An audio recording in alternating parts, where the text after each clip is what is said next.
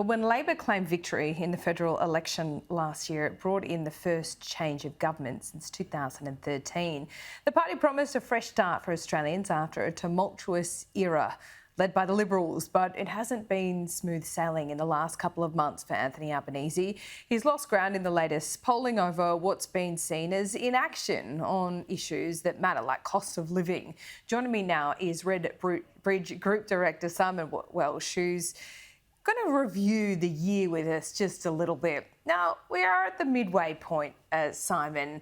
This has been, I should note, probably the longest honeymoon period for any Prime Minister that I've seen in recent times, but that has really come crashing down in the last couple of months. Give us an indication of how we got here. Yeah, thanks, Laura. Yeah, I think it's interesting to remember at the back at the start of the year, that ancient history that we call January, February, the Albanese government was doing quite well. The Prime Minister's ratings were quite positive. The government's approvals were quite good, and the polling was looking good. What we started to see, we sort of started to see that soften in our focus groups around sort of April, May. People started asking the question, where are they on cost of living? Where are they on housing? These crises were starting to bite. Even then, there was a little reprieve around budget time. We saw that, with the release of that budget, there was sort of, a thumbs up broadly from folks sort of talking about that seems to do some really good stuff for vulnerable people, for the more disadvantaged Australians. There was that sort of nagging question of, doesn't seem to do a lot for me, but thumbs up for doing stuff for people who really, really are desperate right now. And I think it's important to note that sort of mindset hasn't shifted too much. Certainly as the crisis has deepened, people have become more concerned about their own circumstances, but we still don't see any real desire on the economic front for people to punch down. What we're still seeing is this desire to punch up. So when they talk about sort of how we might get ourselves out of the situation, how we might give relief to people, it's all about things they should be doing around corporate taxation or, doing things around price gouging in the way of companies. So it's all about, addressing those sort of power inequities, not about sort of, cutting job seeker or any of those sorts of things. So that's what we mean by sort of punching up versus punching down. That has persisted. But it was around that June period, after the budget, after that little sort of nice little thumbs up from voters, when the interest rates really started to bite. Because there's always that lag effect on interest rates. The rate increase might be announced 1 month, but doesn't really kick into your bank account until the next month. We also know that around June there was that mortgage cliff, a lot of people transferring from fixed home loans over to the variables, and that was really the moment of truth.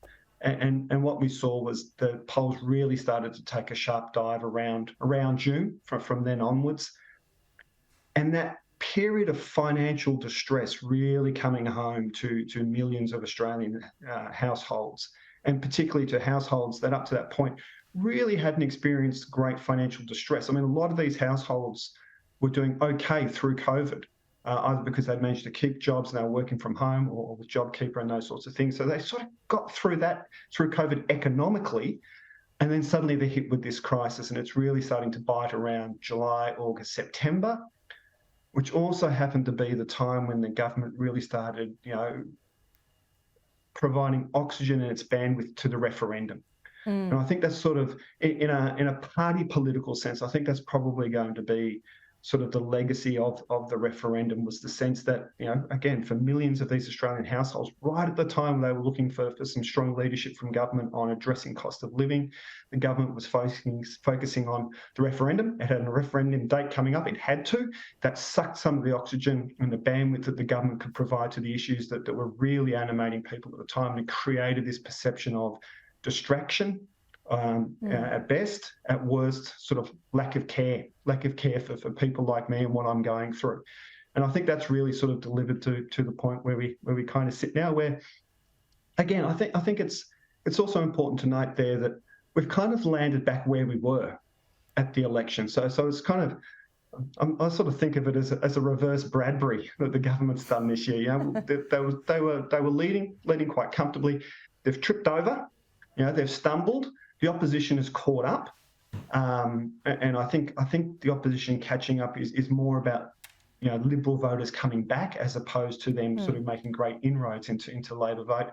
But, you know, now we've got this sort of thing where we're sort of back at, not at level pegging necessarily in an electoral sense, but certainly a sort of a competitive environment after looking sort of streets ahead. I note the referendum, and I mean, obviously your research has showed that, you know, it sucked the oxygen out of these cost of living issues and people felt like there was no empathy for the situation that they were going through. But in 2023, with a cabinet government, governments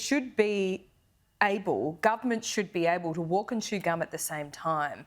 If you use that argument that, you know, shouldn't have had the referendum at the time because, you know, the cost of living crisis, et cetera, nothing would ever get done. There would be no reform agenda that any government could follow. So I guess from your research, Simon, how do governments walk and chew gum at the same time? Is it about empowering your treasurer more, or empowering senior ministers to get out there on the front foot and talk about those kinds of issues, you know, divide and conquer almost?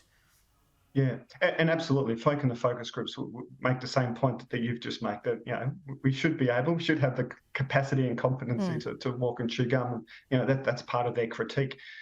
In terms of, I mean, how you do it, it's really, yes, you know, empowering ministers, empowering your treasurer to get out there, you know, and, you know, the Hawke Keating years, the Howard Costello years, you know, certainly a strong treasurer and being given a voice to do those sort of things. It works. It works in a communication sense. It works in a campaign sense.